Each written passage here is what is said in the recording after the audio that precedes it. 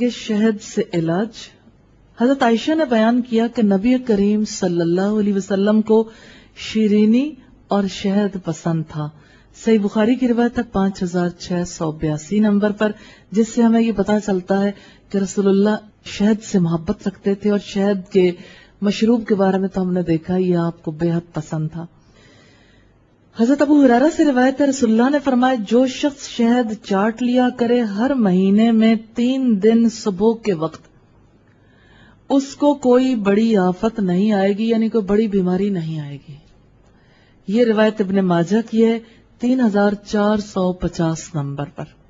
تو آپ دیکھیں یہ کتنی بڑی پیشین گوئی ہے کہ 3 دن صبح کے وقت جو مہینے میں 3 دن بھی اگر شہد یوز کر لیتا ہے تو بڑی بیماریوں سے محفوظ ہو جائے گا. اور زہر روزانہ اگر استعمال کرنے کا کسی کو موقع ملتا ہے تو اللہ کی رحمت اور زیادہ ہوگی.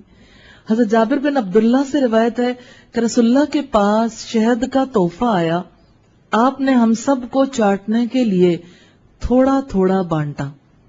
میں نے اپنا حصہ لیا، پھر میں نے عرض کیا یا رسول اللہ تھوڑا سا اور لے لوں؟ آپ نے فرمایا اچھا. ابن ماجہ کی روایت ہے 3451 نمبر پر.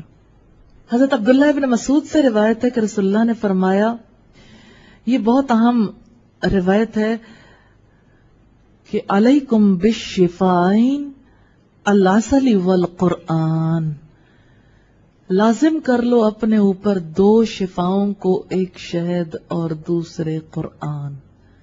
تو شہد سے بھی شفا ملتی ہے، اور قرآن حکیم کے بارے میں رب العزت نے فرمایا شفاء لما فی الصدور، شفا ہے جو کچھ سینوں میں ہے، یعنی انسان کے دلی امراض کی یہ شفا ہے.